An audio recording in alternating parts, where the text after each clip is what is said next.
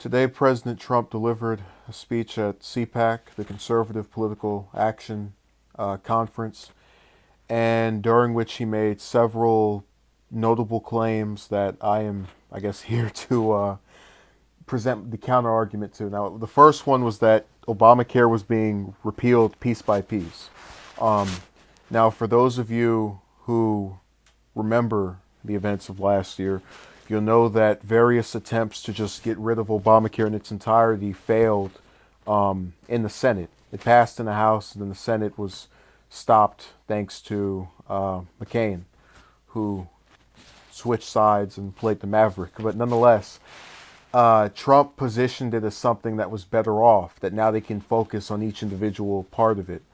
When in reality, one has to ask themselves, if he's been in office for a year and you've seen very little of it beyond the mandate really affected at all, it's not that hard to start thinking, hey, maybe this isn't going to work out.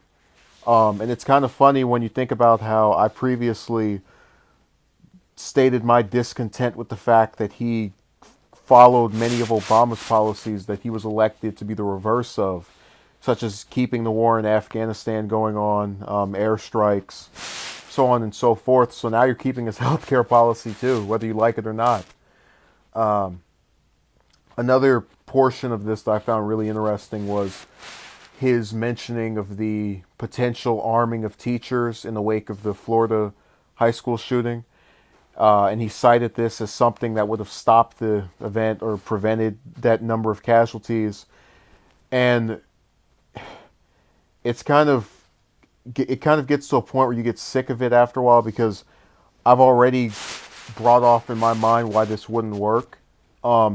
Namely the fact that teachers already have to go to school to become educated on whatever topic they're planning to teach. Now you're going to have to add another component to their career for the sake of potentially stopping, one of their students from going rogue.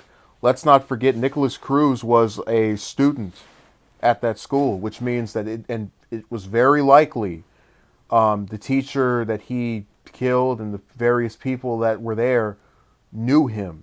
So in presenting I can understand the idea behind this concept, but one has to think about the ramifications of saying to a teacher, be prepared to shoot down your student if he comes back next year. That's a very grim reality. And it's something that, does have merit to it, but it's not what I would consider as an effective way to deal with this. I've already laid out that we should try to get a number of security guards at these schools, and not just one, as in the case of that Florida school. But that's a story for another day.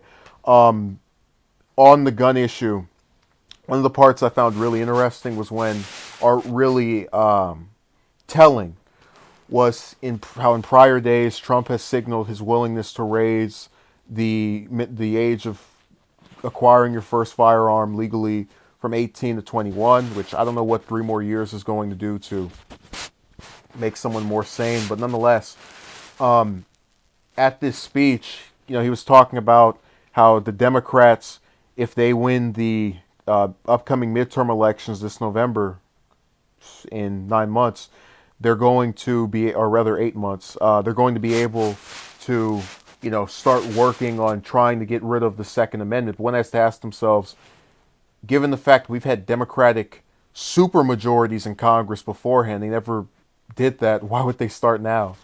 But nonetheless, that doesn't complete the narrative, so that won't be addressed or otherwise responded to.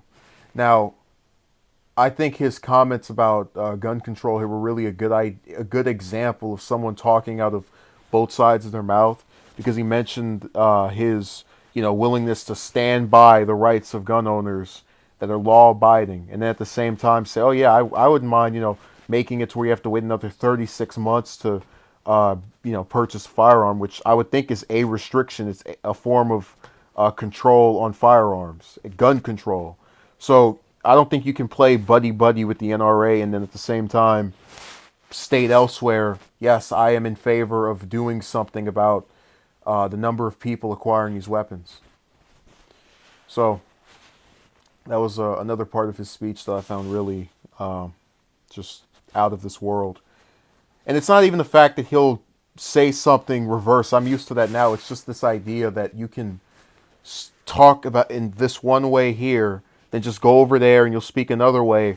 And because you're giving a speech and people don't want to be rude and express, some large dissatisfaction with your comments, they'll let it slide by. They won't go out and say, "Hey, this is not correct. This doesn't line up with what you stated here. What are you talking about?" No one has that level of just willingness to call your bluff or point out your inconsistencies. We like to give Romney all this crap about how he would flip flop, and Trump's over there repeating the same thing.